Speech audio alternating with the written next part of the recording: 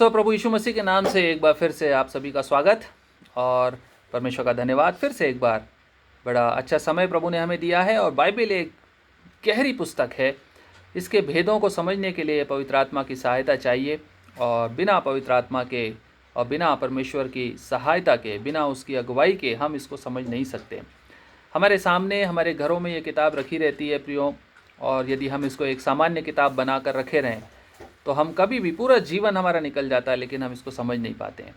परमेश्वर हमारी सहायता करे कि आज हम बाइबल के इस पोर्शन को, जिसको हम पढ़ने जा रहे हैं, इसको पढ़ करके और समझ सकें कि आखिर ये सिस्टम है क्या जो प्रकाशित वाक्य 17 अध्याय के 15वें वचन से 18वें वचन तक दिया गया है।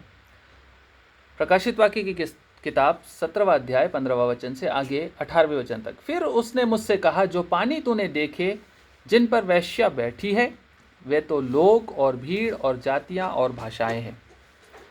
जो 10 सींग तूने देखे वे और पशु उस वेश्या से बैर रखेंगे और उसे लाचार और नंगी कर देंगे और उसका मांस खा जाएंगे और उसे आग में जला देंगे, क्योंकि परमेश्वर उनके मन में यह डालेगा कि वे उसकी मनसा पूरी करें। और जब तक परमेश्वर के वचन पूरे न हो लें तब तक एक मन होकर अपना अपना राज्य पशु को दे दें। वह स्त्री जिसे तूने देखा है वह बड़ा नगर है जो पृथ्वी के राजाओं पर राज्य करता है। परमेश्वर अपने वचन के पढ़े और सुने जाने पर आशीष दे और हमको समझने का मन दे। परमेश्वर हमारी सहायता करे। प्रियो, यहाँ पर 15वें वचन में हम देखते हैं, वो कहता है कि स्वर्गदूत कहता है, फिर उसने मुझसे कहा, यूहन्ना कहता है, स्वर्गदूत ने उससे कहा, जो पानी तूने देखे जिन पर वेश्या बैठी है, वे तो लोग और भीड़ और जातियां और भाषाएं हैं। यहाँ पर हम थोड़ा सा समझ करके आगे बढ़ जाएंगे और फिर लौट कर आएंगे इस 15वें वचन पे बाद में। 15वां वचन हमको ये बताता है कि ये जो बेबीलोन सिस्टम है, जो बेबीलोनियन रिलीजन है, बेबीलोन का जो रिलीजन, पॉलिटिक्स और मनी मेकिंग का सिस्टम है, लग्जरी का जो सिस्टम है, रूलरशिप का जो सिस्टम है, ये सिस्टम सारी दुनिया के लोगों को इन्फ्लुएंस कर रहा है। क्योंकि जिस पानी के ऊपर ये बैठी है वो बहुत बड़ी भीड़ है और बहुत सारी जातियां हैं और बहुत सारी भाषाएं हैं। दुनिया का हर वर्ग इसमें शामिल हो गया, दुनिया का हर जाति इसमें शामिल हो गई, दुनिया की हर सेक्स इसमें शामिल हो गया, मेल फीमेल दोनों, और बड़ी भीड़ है। इसका मतलब है कि ये बेबीलोन जो है ये बहुत ही तेजी से स्प्रेड होगा। जितना तेजी से आपका कोरोना वायरस नहीं हो रहा, जितना कंटेजियस ये नहीं है, उससे भी ज़्यादा खतरनाक कंटेजियस सिस्टम होगा ये बेबीलोन का सिस्टम, और सब लोगों को अपने ग्रिप में ले लेगा। बहुत सारे लोगों को ये अपने ग्रिप में ले लेगा और उनके सिर के ऊपर सवार होकर बैठेगी ये बेबीलोन, जिसके बारे में यहाँ लिखा हुआ है। हम इसके बारे में विस्तार से पढ़ेंगे कि ये आखिर इसका उद्गम कहाँ से हुआ, ये बेबीलोन आया कहाँ से और कैसे ये आगे बढ़ता जा रहा है।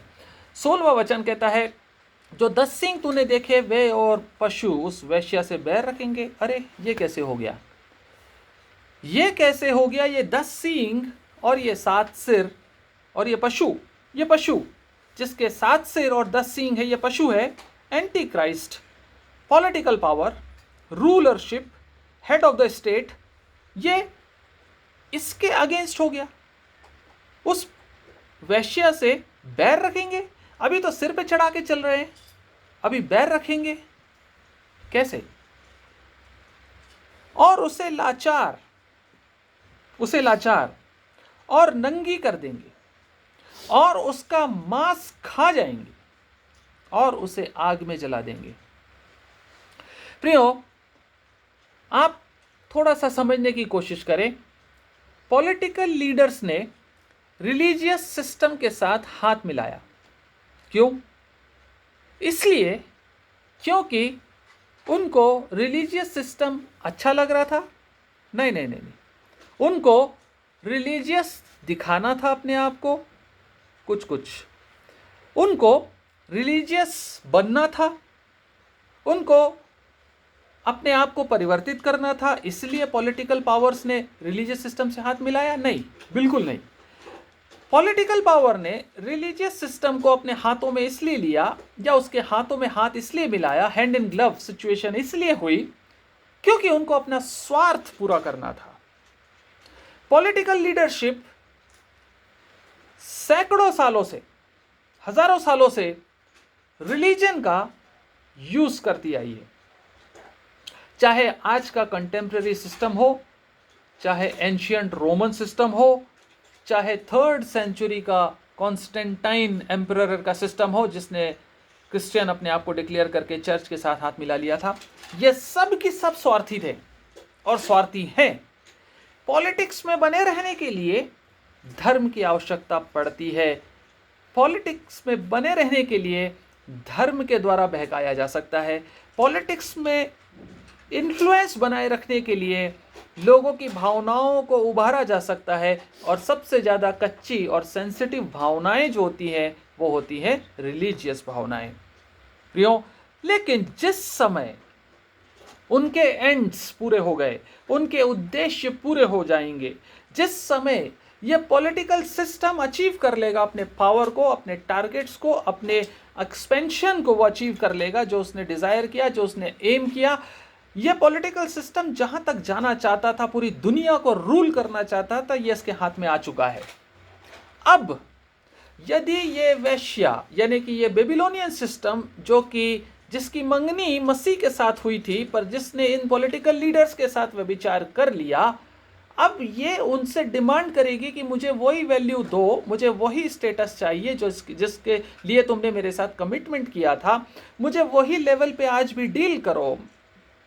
मैं रिलीजियस लीडर हूं, मुझे वही इज्जत चाहिए तुमको पॉलिटिक्स में बनाकर मैं लेकर आई हूं। उस समय ये पॉलिटिकल सिस्टम इसी रिलीजियस सिस्टम का दुश्मन बन जाएगा। यही पॉलिटिकल सिस्टम, यही रूलरशिप इस बेबीलोन को लाचार कर देंगे, हेल्पलेस, क्योंकि रिलीजियस सिस्टम जो है उसके पास कोई मिलिट्री पावर नहीं है। रिलीजियस सिस्टम जो है उसके पास कोई इकोनॉमिकल पावर नहीं है। रिलीजियस सिस्टम तो भावनाओं से खेल रहा था। रिलीजियस सिस्टम तो केवल भावनाओं से भड़का सकता था। रिलीजियस सिस्टम तो केवल धर्म के नाम पे उनसे गलत काम करवाया जा सकता था दुनिया के लोगों से, उसके फॉलोवर्स से। लेकिन जब ये देख लिया गया कि लोग जो है अब रिलीजियस से बाहर आकर हमारी पावर को सलाम कर रहे हैं, जब पॉलिटिक्स ये समझ जाएगी, जब रूलर्स ये समझ जाएंगे कि दुनिया के लोग हमारे पावर के कारण हमारे पीछे हैं, हमारे इन्फ्लुएंस के कारण पीछे हैं, हमारे पैसे के कारण हमारे पीछे हैं, उस समय ये रिलीजियस सिस्टम को लात मार देंगे। उस समय ये उससे बैर रखेंगे, उसे नंगी कर देंगे। They will expose the harlot Babylon system. ये बताएंगे दुनिया को खोल करके, यही पॉलिटिकल लीडर्स बताएंगे कि ये व्यभिचारी है। यही लोग बताएंगे कि अरे ये तो उसकी सगी नहीं हुई, ये चर्च जिसकी मंगनी मसीह के साथ हुई, जिस मसीह ने क्रूस के ऊपर अपने आप को बलिदान कर दिया, जब ये उसकी नहीं हुई तो हमारी क्या होगी और तुम्हारी क्या होगी। ये रिलीजियस सिस्टम किसी का सगा नहीं है। ये एक्सपोज कर देंगे, नंगा कर देंगे उस सिस्टम को सबके सामने, और दुनिया हाँ में हाँ मिलाएगी, कहेगी यस यू आर राइट। इस रिलीजियस सिस्टम को लात मारो, हटाओ यहाँ से, सामने से। ये रिलीजियस सिस्टम किसी काम का नहीं, ये तो वेश्या है, आज यहाँ कल वहाँ, परसों वहाँ, चौथे दिन कहीं और। इसका कोई ईमान धर्म नहीं है। ये उसको लाचार कर देंगे, नंगी कर देंगे, उसका मांस खा जाएंगे, नोच लेंगे उसको। उसके अंदर जो कुछ भी ग्लैमर है, जो कुछ भी उसके एस्टेब्लिशमेंट्स हैं, जो कुछ भी उसका पैसा है, जो कुछ भी उसके इंस्टीट्यूशंस हैं, जो कुछ भी उसकी लग्जरी है, उसको नोच के खा जाएंगे। ये वीरान कर देंगे, उजाड़ कर देंगे और नंगा करके छोड़ देंगे। और वो भी नहीं छोड़ेंगे, उसके बाद उसको आग में झोंक देंगे, मतलब ज़मीन से उसका नामो निशान मिटा देंगे। There is no more religion now. I am the religion, I am the God almighty. ये डिक्लेरेशन करेगा वो 3.5 साल के बाद। वो एंटी क्राइस्ट पहले सहारा लेगा रिलीजन का, पॉलिटिक्स को मजबूत करने के लिए, लोगों को फॉलोअर्स बनाने के लिए, लेकिन जब उसका उद्देश्य पूरा हो जाएगा, उसको लगेगा कि अब काम हो गया, तो वो उस रिलीजियस सिस्टम को ही ख़त्म कर देगा। बोलेगा ये जो बात करते हैं ये गलत है, ये जिस तरह के कोई गॉड की बात करते हैं, कोई परमेश्वर की बात करते हैं, कोई मसीह की बात करते हैं, यदि कहीं इन्होंने किया है तो वैसी कोई भी चीज़ नहीं है, क्योंकि ये वैश्या है, इनका कोई भी सिस्टम सही नहीं था। वास्तव में गॉड मैं हूँ। He will declare himself as God and he will kill the Babylonian religions and religious system completely. He will eradicate this system from the earth. और उसके साथ सारे के सारे राजा मिल करके इसका नष्ट कर देंगे, इसको नाश कर देंगे, खत्म कर देंगे इस बेबीलोनियन सिस्टम को। और यही राजा और यही भगवान और यही खुदा बनकर दुनिया के ऊपर बैठ जाएंगे और उसे आग में जला देंगे। 17वां वचन कहता है, क्योंकि परमेश्वर उनके मन में यह डालेगा कि वे उसकी मनसा पूरी करें। वाओ, हम ये सोचते हैं कि ये क्या हो रहा है, ये क्या हो रहा है, ये क्या एनार्की है, ये कैसा केओस है, ये कैसी अराजकताएं हैं, ये क्या हो रहा है भाई, प्रभु कहाँ है। लेकिन आपको याद रखना इस बात को प्रियो कि ये सब कुछ परमेश्वर की मनसा के अनुसार हो रहा है। परमेश्वर अलाउ कर रहा है इन चीज़ों को, तब ये हो पा रहा है। और बेबीलोनियन सिस्टम को परमेश्वर जानता था कि ये रिलीजियस सिस्टम जो फॉल्स है, जिसने मेरे साथ कमिटमेंट किया लेकिन व्यभिचार किया, यह सिस्टम इन्हीं के हाथों से ख़त्म किया जाएगा। ये परमेश्वर की मनसा को पूरी कर रहे हैं। और जब तक परमेश्वर के वचन पूरे ना हो लें, तब तक एक मन होकर अपना अपना राज्य पशु को दे दें। जब तक परमेश्वर के वचन पूरे ना हो ले, परमेश्वर का वचन है कि मैं इन सब का पलटा लूंगा, मैं इन सब का हिसाब करूंगा, मेरे प्रकोप के कटोरे तैयार हैं, उनको उंडेलने जा रहा हूं और इन सब का विनाश करने जा रहा हूं। जो बेबीलोनियन सिस्टम था वो भी, और जो राजा थे वो भी, और जो एंटी क्राइस्ट था वो भी, इन सब को मैं नेस्तनाबूद कर दूंगा, समाप्त कर दूंगा, खत्म कर दूंगा। ये परमेश्वर के वचन थे और ये परमेश्वर के वचन हैं अंत के दिनों के लिए। और कहता है जब तक परमेश्वर के वचन पूरे ना हो, ये सब जैसे गीदड़ की मौत आती है तो वो जंगल की तरफ भागता है, बोलते हैं ना, वैसे ही ये राजा सब के सब एंटी क्राइस्ट के हाँ में हाँ मिलाते रहेंगे जब तक कि इनका पलटा ना ले लिया जाए, जब तक कि ये समाप्त ना कर दिए जाएं, जब तक कि ये बर्बाद ना कर दिए जाएं, जब तक इनका हिसाब और इनका न्याय ना हो जाए, तब तक ये अपना राज्य पशु के हाथ में ही रखेंगे। वह स्त्री, 18वां वचन कहता है, वह स्त्री जिसे तूने देखा है वह बड़ा नगर है जो पृथ्वी के राजाओं पे राज करता है। प्रियो, ये पॉलिटिकल सिस्टम रिलीजियस सिस्टम का मिसयूज़ करेगा और मिसयूज़ होने के बाद निचोड़ करके फेंक देगा इस सिस्टम को। और ये होता आ रहा है हमारे आसपास। यदि आप नज़रें उठाकर देखें, अपने एंटीना को ऑन रखें, तो आपको पता चल जाएगा। अमेरिका में कुछ साल पहले इलेक्शन होने वाले थे, प्रेसिडेंशियल इलेक्शन थे, प्रेसिडेंट के सिलेक्शन के लिए इलेक्शन थे। और उस इलेक्शन में दोनों पार्टीज़ ने ऐसे कैंडिडेट्स को उतारा जो बॉर्न अगेन होने का दावा करते थे। क्यों? क्योंकि उस समय अमेरिकन क्रिश्चियनिटी में बॉर्न अगेन वोटर्स ज़्यादा थे।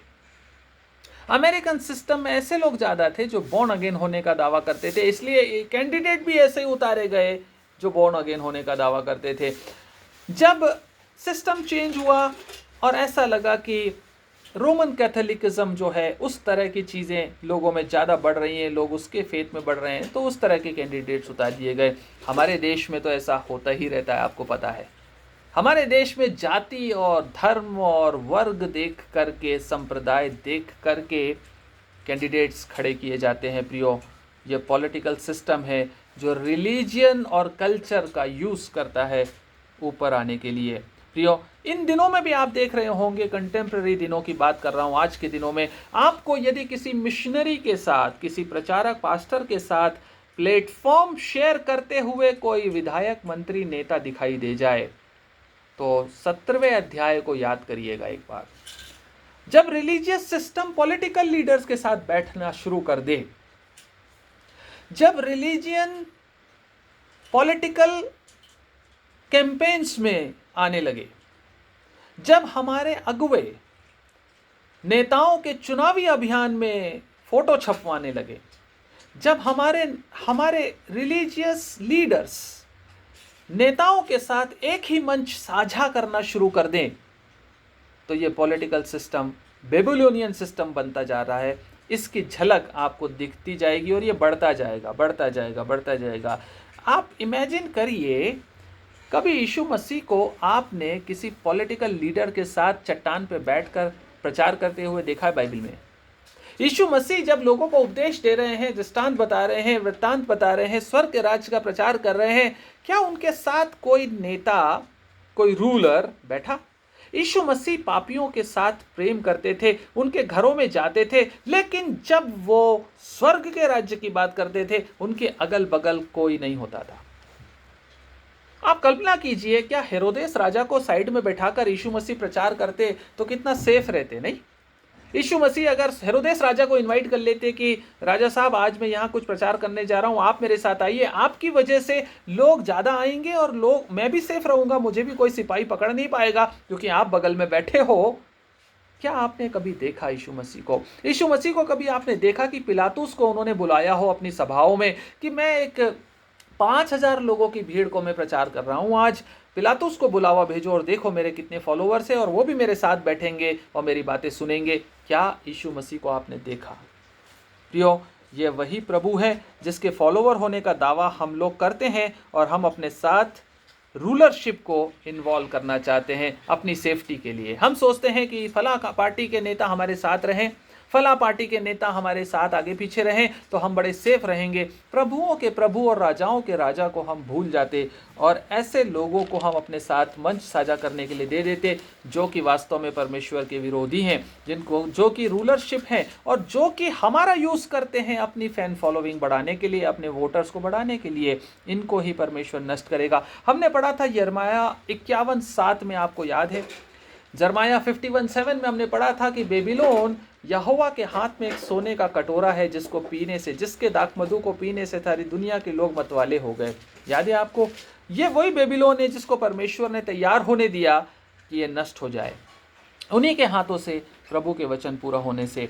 प्रियो, 18वां वचन कहता है, वह स्त्री जिसे तूने देखा है वो बड़ा नगर है जो पृथ्वी के राजाओं पर राज्य करता है। जो पृथ्वी के राजाओं पर राज्य करता है ये वही बड़ा नगर है। और ये नगर जो है, ये नगर है रोम का नगर और ये सिस्टम है बेबीलोन का सिस्टम। और सारा हेडक्वार्टर वहीं होगा। मैं आपसे बार बार कह रहा हूँ, चाहे रिलीजियन हो, चाहे पॉलिटिक्स हो, चाहे लग्जरी हो, प्रॉफिट हो, बिजनेस हो, मनी हो, इकोनॉमी हो, इन सब का हेडक्वार्टर मिक्स्ड एक हाइब्रिड सिस्टम होगा जिसपे सब कुछ मिला जुला होगा और ये रोम के आसपास ही होना चाहिए।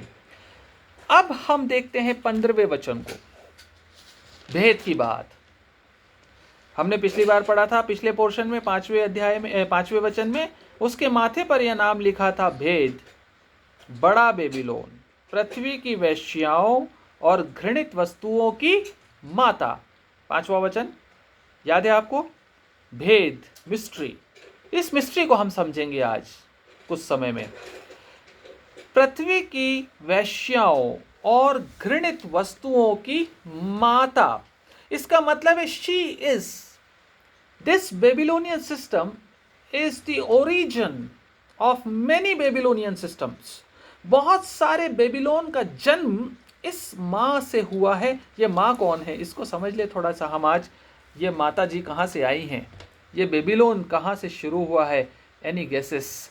क्या आप गेस कर सकते हैं ये बेबीलोन कहाँ से शुरू हुआ है? ये बेबीलोनियन सिस्टम, प्रियो ध्यान से सुनिएगा, ये बेबीलोनियन सिस्टम उत्पत्ति की किताब से शुरू हुआ है। ये आज का सिस्टम नहीं है। ये सिस्टम है दो धाराओं का, जिसमें एक धारा है जो ट्रू और फेथफुल चर्च को बताती है, यीशु मसीह के आने से हजारों साल पहले, ट्रू और फेथफुल सर्वेंट्स। और दूसरी धारा है बेबीलोनियन सर्वेंट्स। ये बेबीलोन जो कि नाम लेता है परमेश्वर का, लेकिन काम करता है शैतान की अधीनता में। यह शुरू होता है आदम की संतानों से, यह शुरू होता है कैन और हाबिल से। पृथ्वी की वेश्याओं और घृणित वस्तुओं की माता वहाँ से प्रारंभ हो गई थी, जहाँ पर कैन और हाबिल की कहानी पढ़ाई जाती है उत्पत्ति की किताब में। क्या आप जानते हैं प्रियो, कैन जो था ये कोई नास्तिक व्यक्ति नहीं था। हेलो, ध्यान से सुनिएगा। कैन कोई नास्तिक व्यक्ति नहीं था, कैन कोई अधर्मी व्यक्ति नहीं था। कैन डिवोटेड धर्मी व्यक्ति था। बेबीलोन की बात कर रहे हैं हम, धर्म की बात कर रहे हैं, रिलीजियन की बात कर रहे हैं, अन्य जातियों की बात नहीं कर रहे हैं। उसी खुदा को मानने वाले लोगों की बात कर रहे हैं जो खुदा के नाम पे घृणित काम करते हैं। ये बेबीलोन है जो कैन से शुरू हुआ था। गहरा धर्मी व्यक्ति था, मूर्ति पूजक नहीं था। हेलो, ध्यान से सुनिएगा। हम मूर्ति पूजकों को कोसते हैं, हम अन्य जातियों को कोसते हैं, दूसरे धर्म के लोगों को कोसते हैं, लेकिन ध्यान से सुनिए, कैन मूर्ति पूजक नहीं था। सच्चे परमेश्वर का आराधक था, सच्चे परमेश्वर की आराधना करता था, इसीलिए तो भेंट लेके आया था। यहोवा याहवे के सामने भेंट लेकर क्यों आया था? क्योंकि धर्मी व्यक्ति था।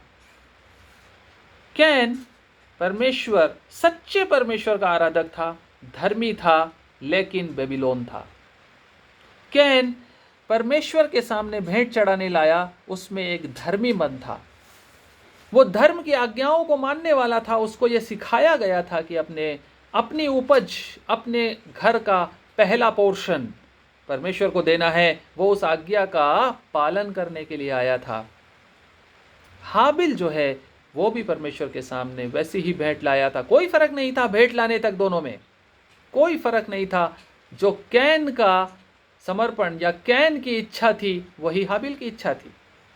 दोनों एक ही खुदा के उपासक, दोनों एक ही खुदा के सामने, एक ही परमेश्वर के सामने, एक ही यहोवा के सामने भेंट लेकर आए। हाबिल जो है वो मेमना लेकर आया, मेमने का लहू लेकर आया। परमेश्वर ने ऊपर से संभवतः ऐसा लगता है आग गिराकर और हाबिल की भेंट को ग्रहण कर लिया। और कैन जो है उसकी भेंट के ऊपर कोई ऐसा संकेत परमेश्वर ने नहीं दिया।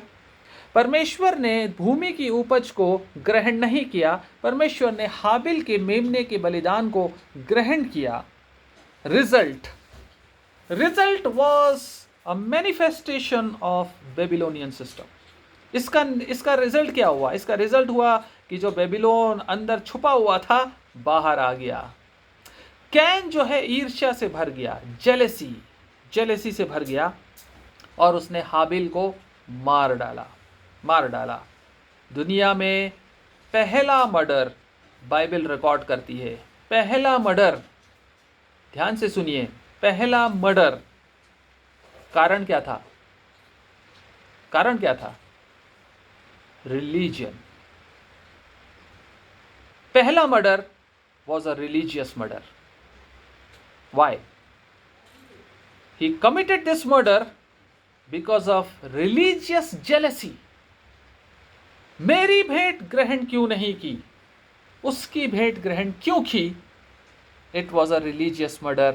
और जो 17:6 में आपने पढ़ा, प्रकाशन 17:6, ये वहां से शुरू हुआ है।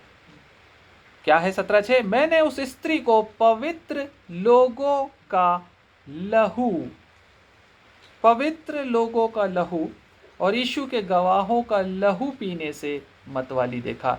यह कैन था जिसने हाबिल के समान, एक पवित्र संत के समान एक व्यक्ति का लहू बहाया और मतवाला हो गया। प्रियो, बेबीलोनियन सिस्टम वहां से शुरू हुआ है। धर्म के नाम पे हत्या, jealousy, self pride, self acceptance. मेरी बात मानी जाए, मेरा धर्म माना जाए, मैं रूल करूंगा, मैं डोमिनेट करूंगा, मेरा क्यों नहीं होगा, दूसरे का कैसे होगा? कारण है रिलीजन। प्रियो, आप जानते हैं उसके बाद कहानी आगे बढ़ती है। भेद है बड़ा बेबीलोन का। ये बेबीलोन स्प्रेड कैसे हुआ? ये कैन के बाद स्प्रेड कैसे हुआ? जबकि यदि आप उत्पत्ति की किताब को ध्यान से पढ़ें तो कैन को परमेश्वर ने पूरी तरह से समाप्त कर दिया था। कैन का वंश, कैन की संतानें, परमेश्वर ने नोहा के समय जब बारिश बरसाई, उस समय कैन का कोई वंशज नहीं बचा था। परमेश्वर ने कैन के सारे वंश को मिटा दिया जब नूह के ज़माने में बारिश, बाढ़ और पानी से दुनिया को समाप्त किया गया था। कैन का वंश समाप्त कर दिया गया था और ज़ीरो डाउन करके परमेश्वर ने फिर से शुरू किया नोहा से। आप जानते हैं नूह जो है वो कैन का वंशज नहीं था। नूह जो है वो शेत का वंशज था। और उत्पत्ति की किताब निकाल लीजिए जल्दी से, यदि आपके पास है तो चौथे अध्याय में पढ़ लीजिए। 25वें वचन में क्या कहता है? 4:25, आदम अपनी पत्नी के पास फिर गया और उसने एक पुत्र को जन्म दिया और उसका नाम यह कह के शेत रखा। कैन के मरने के बाद हाबिल अकेला बचा था। आप सोचें, हाबिल के मरने के बाद कैन अकेला बचा था। आपको लगेगा कि कैन के ही तो सारे वंशज थे, पर ऐसा नहीं है। कैन के बाद एक और परमेश्वर के द्वारा दिया गया पुत्र आदम हवा को, जिसका नाम शेत रखा। परमेश्वर ने यह कहकर उसने इसका नाम शेत रखा, परमेश्वर ने मेरे लिए हाबिल के बदले जिसको कैन ने घात किया एक और वंश ठहरा दिया है, शेत। और आपको पता है ये जो शेत है, इसी शेत की वंशावली में नूहा पैदा हुआ है।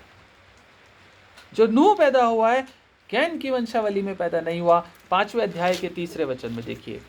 5वें अध्याय के 3 वचन में, जब आदम 130 वर्ष का हुआ तब उसके द्वारा उसकी समानता में उसी के स्वरूप के अनुसार एक पुत्र हुआ, उसने उसका नाम शेत रखा। यह शेत का जन्म है। और 5 के इसी 28वें वचन में आप पढ़ते हैं, जब लेमेक 182 वर्ष का हुआ, यह शेत की वंशावली है। शेत 182 वर्ष का हुआ तब उससे एक पुत्र का जन्म हुआ। उसने यह कहकर उसका नाम नूह रखा, यहोवा ने जो पृथ्वी को शाप दिया है उसके विषय यह लड़का हमारे काम में और उस दिन कठिन परिश्रम में जो हम करते हैं हमको शांति देगा। नोहा का जन्म हुआ शेत की वंशावली में।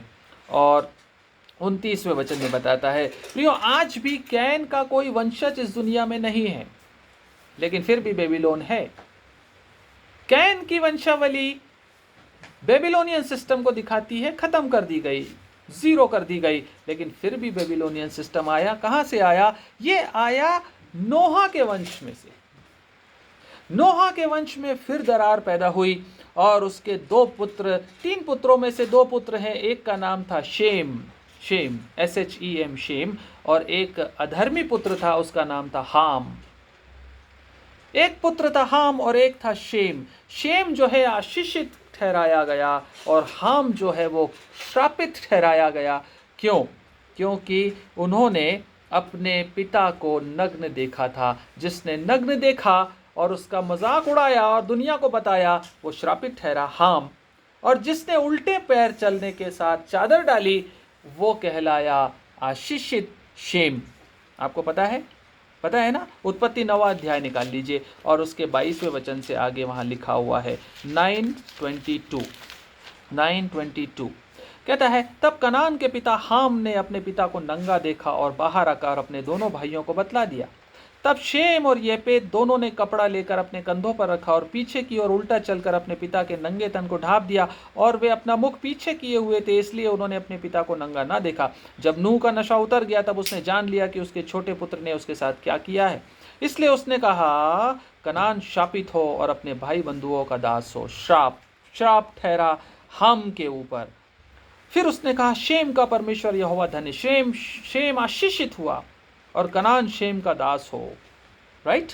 27 बार परमेश्वर येपेत के वंश को फैलाए और वह शेम के तंबुओं में बसे और कनान उसका दास हो। शेम आशीषित हुआ और हाम श्रापित हुआ। और शेम जो था उसके वंश से, शेम के वंश से अब्राहम पैदा हुआ।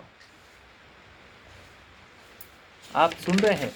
शेम के वंश से अब्राहम पैदा हुआ। प्रियो, इंटरेस्टिंग बात यह है कि हाम को श्राप क्यों मिला?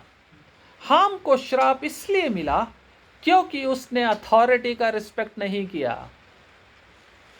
शेम को आशीष इसलिए मिली क्योंकि उसने अपने बाप का आदर किया। हम यदि अपने बच्चों को अपने माँ बाप का आदर करना नहीं सिखाते तो डेफिनेटली हमारे घर में एक बेबीलोन पैदा हो गया है और उसको हम पाल पोस कर बड़ा कर रहे हैं।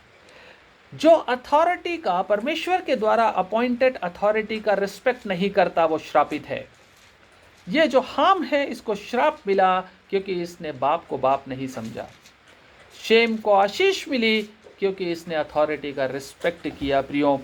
और ये जो हाम है, ये हाम परमेश्वर के द्वारा स्थापित स्वर्गीय अधिकार का अनादर करने के कारण श्रापित हुआ। शेम से, ध्यान से सुनिए, शेम से अब्राहम हुआ, शेम से अब्राहम हुआ आशीषों का वारिस और विश्वासियों का बाप। शेम के वंश से निकला है।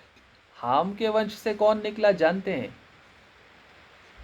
हाम के वंश से एक पुत्र हुआ जिसका नाम था कूश। क्या नाम था? कूश। और कूश का जो बेटा था उसको बड़े अच्छे से जानते होंगे आप लोग। कूश का जो बेटा था वो था निम्रोद। कौन था? निम्रोद। निम्रोद जो था उसने बेबीलोन का पहला राजा बना। Nimrod, mister Nimrod, king Nimrod. आप समझ रहे हैं कहां से आया है बेबीलोन? बेबीलोन कहां से आया है? निम्रोद से बेबीलोन का राज्य स्थापित हुआ इस पृथ्वी में।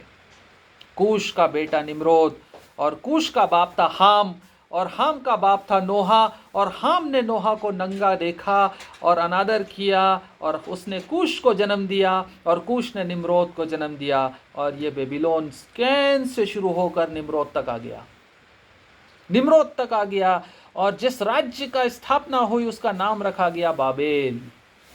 उसका नाम रखा गया बाबेल। और उत्पत्ति की किताब 10वां अध्याय 6वां वचन बताता है हमको, हाम के पुत्र कूश 10:6 मिस्र, फूत और कनान हुए, और कूश के पुत्र सबा, हवीला, सप्ता, रामा और सबूत का हुए, और रामा के पुत्र शबा और ददान हुए। कूश के वंश में निम्रोद भी हुआ, और निम्रोद जो था पृथ्वी पर पहला वीर वही हुआ है। पहला वीर वही हुआ है। वह यहोवा की दृष्टि में पराक्रमी, शिकार खेलने वाला ठहरा। इससे यह कहावत चली है, निम्रोद के समान यहोवा की दृष्टि में पराक्रमी, शिकार खेलने वाला।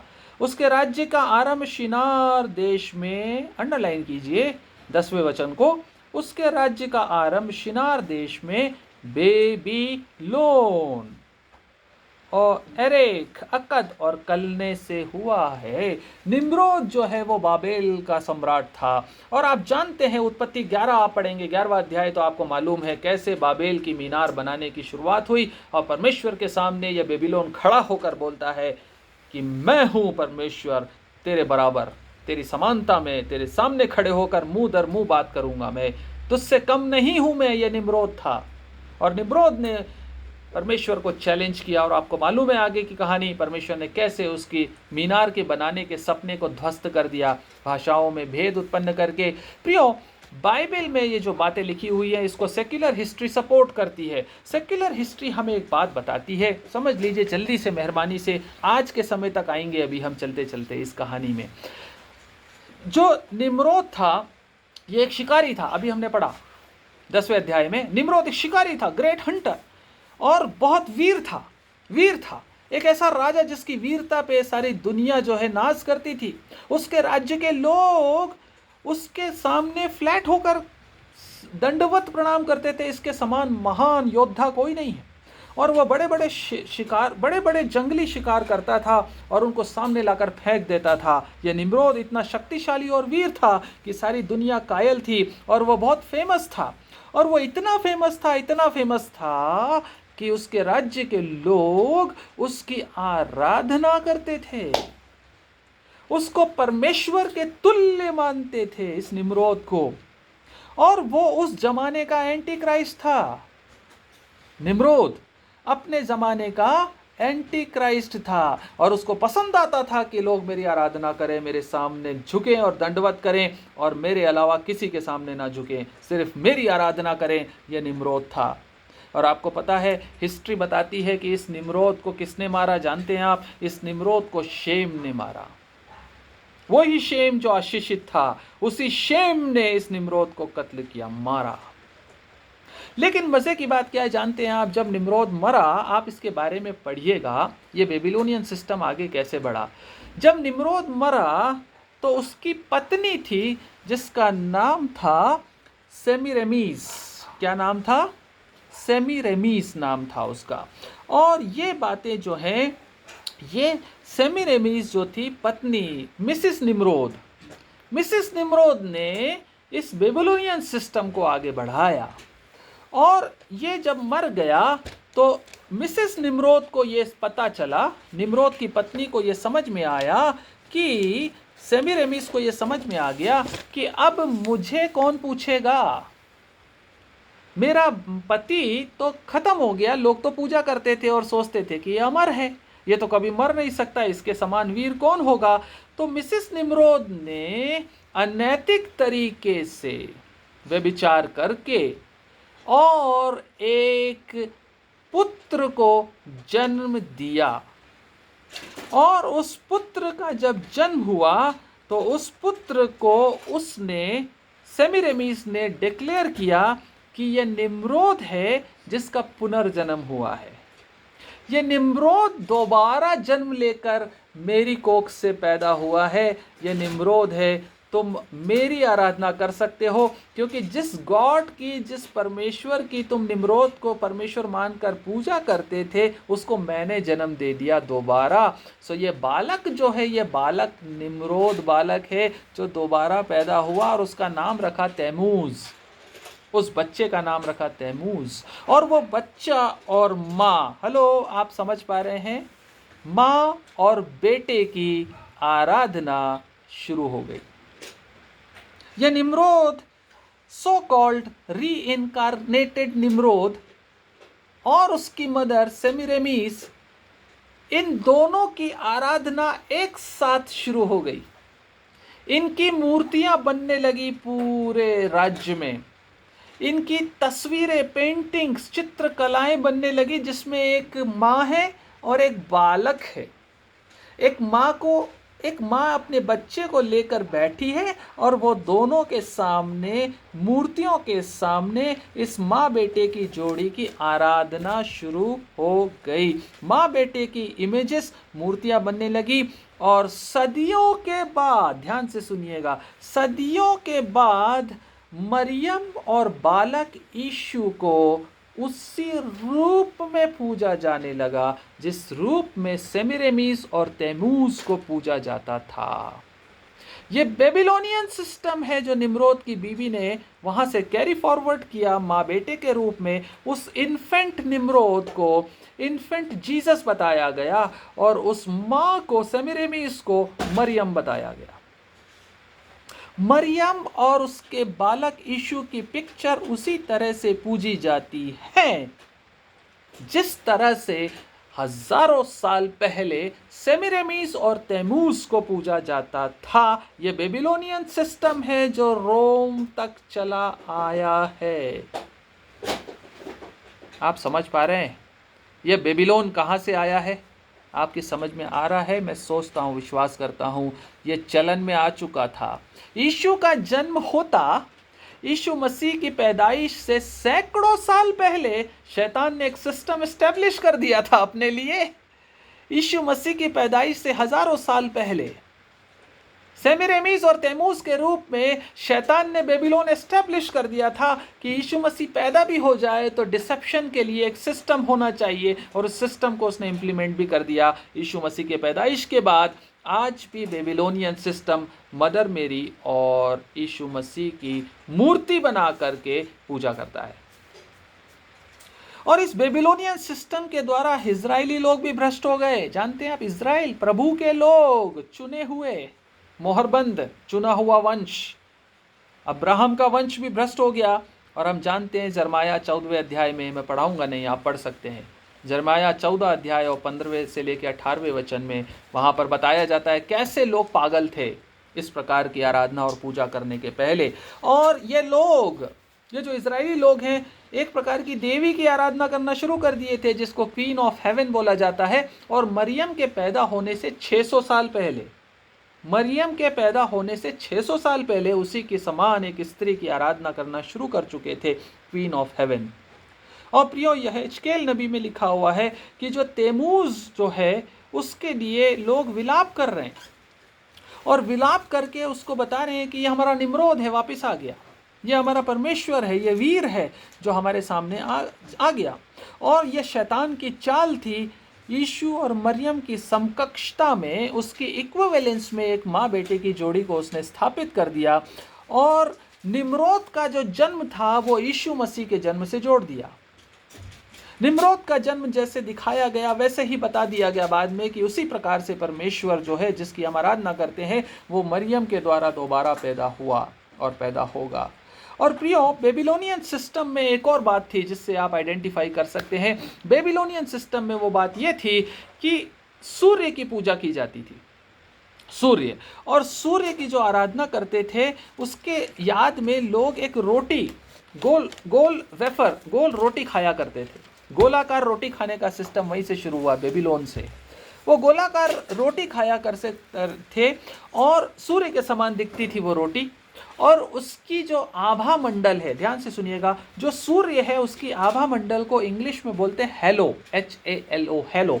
जो हेलो होता है वो हमेशा उनके देवी देवताओं के और इस सेमिरेमिस और तेमूज जो निम्रोद है इनके सिर के, इनके चेहरे के चारों तरफ उस सूर्य के आभा मंडल को दिखाया जाता था। आज भी मरियम और बालक यीशु के चारों तरफ एक हेलो को आप देखते हैं, ये वहीं से आया है। यीशु मसीह के तस्वीरों के पास जो आप सूर्य को देखते हैं, हेलो को देखते हैं, ये हेलो बेबीलोनियन सिस्टम है, बेबीलोन से आया है प्रियो, बेबीलोन से निकला है ये सिस्टम। और इनके चारों तरफ आज भी इसको पेंट किया जाता और इसकी आराधना की जाती है। यह बेबीलोनियन आइडिया है जो आगे चलकर मरियम और यीशु मसीह की तस्वीरों में हमको दिखाई देता है प्रियो। मूर्ति पूजा जो है ये अनैतिकता को भी उत्पन्न करती है प्रियो, और अनैतिकता हम देख रहे हैं, हमारे जो हेड्स ऑफ मिशंस हैं, हमारे जो बहुत सारे अगुवे हैं, कई प्रकार की अनैतिकताओं में पकड़े जाते हैं, कई प्रकार के व्यभिचार में पकड़े जाते हैं। चरित्र खराब हो चुका है प्रियो, और वेश्याओं की माता की आराधना करते करते बहुत सारी वेश्याएं पैदा हो गई। घृणित वस्तुओं और दुनिया भर की वेश्याओं की माता वहाँ से शुरू हुई थी। आज हमारे मिशंस में बहुत सारे डिनोमिनेशंस में बेबीलोन बैठा है, और ये छोटी छोटी वेश्याएं हैं, ये पुत्री वेश्याएं हैं जिनकी माँ वहाँ से शुरू हुई थी, कैन से शुरू होकर, और फिर नूह से आकर के, और फिर निम्रोद से आकर के, और मदर मेरी में आकर के ठहरी हुई है। ये बेबीलोनियन सिस्टम है प्रियो, जो कि सो कॉल्ड चर्चेस के अंदर में अनैतिकता के रूप में भी पाया जाने लगा है, और इस सिस्टम को हम कहते हैं बेबीलोनियन सिस्टम। और ये रिलीजियस कस्टम्स और प्रैक्टिसेस जो हम लोग आज फॉलो करते हैं सो कॉल्ड चर्चेस के अंदर, उसमें बहुत सारी प्रैक्टिसेस बेबीलोनियन सिस्टम से आई हैं, कहीं और से नहीं आई हैं, बेबीलोनियन सिस्टम से ले ली गई हैं। और आज हम उस काउंटरफिट क्रिश्चियनिटी को बड़े अच्छे से रेवरेंस देकर, आदर करके फॉलो करते हैं।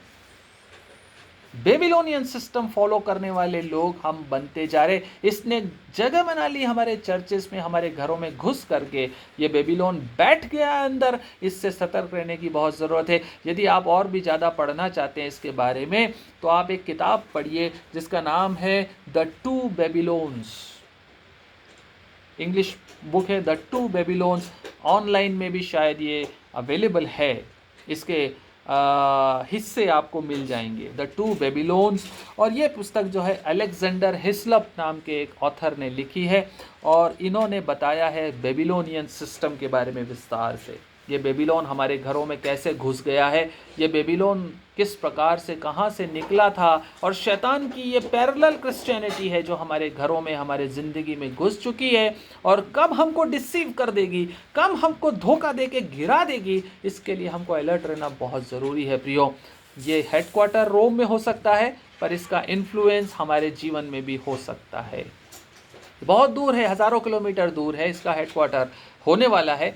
बहुत दूर हो सकते हैं ये लोग, लेकिन हमारे दिमाग में अगर इनकी जगह बन गई है, यदि हमने अपने घरों में यीशु मसीह की तस्वीर सूर्य के हेलो के साथ लगा ली है, तो ये हमारे घरों में घुसा हुआ है, यह हमारे दिमागों में घुसा हुआ है, हमारे बच्चों के चरित्र में घुसा हुआ सिस्टम है, जो हमें सच्चे परमेश्वर से दूर ले जाता है।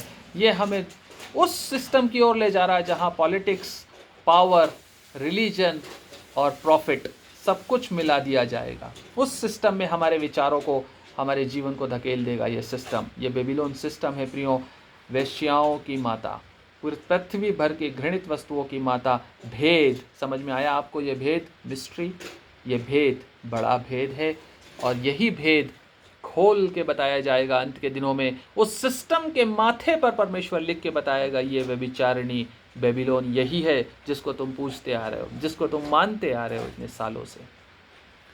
परमेश्वर अपने वचन के ऊपर आशीष दे, हमें अनुग्रह दे कि हम इस बेबीलोनियन सिस्टम का हिस्सा ना बने, ना अपने परिवार में किसी को बनने दें। मूर्ति पूजा किस तरह से अंदर घुस सकती है, उससे हम बच के रहें। परमेश्वर इस प्रकार के सिस्टम से पलटा लेने जा रहा है, नष्ट करने जा रहा है। एंटी क्राइस्ट का सिस्टम, ये सिस्टम धीरे धीरे बढ़ता जा रहा है अंत के दिनों में, और हम सब को ये बर्बाद करने की कोशिश करेगा। लेकिन परमेश्वर का आत्मा हमारी सहायता करे, हमें बुद्धि से ज्ञान समझ दे कि हम इससे इम्यून रह सकें, सच्चाई को पकड़ के रखें, वचन को पकड़ के रखें, परमेश्वर की आज्ञाओं को हम पकड़ के रखें। इस बेबीलोन से हम बचे रहेंगे। परमेश्वर अपने वचन पे आशीष दे और अपना अनुग्रह दे। सबको जय मसीह की।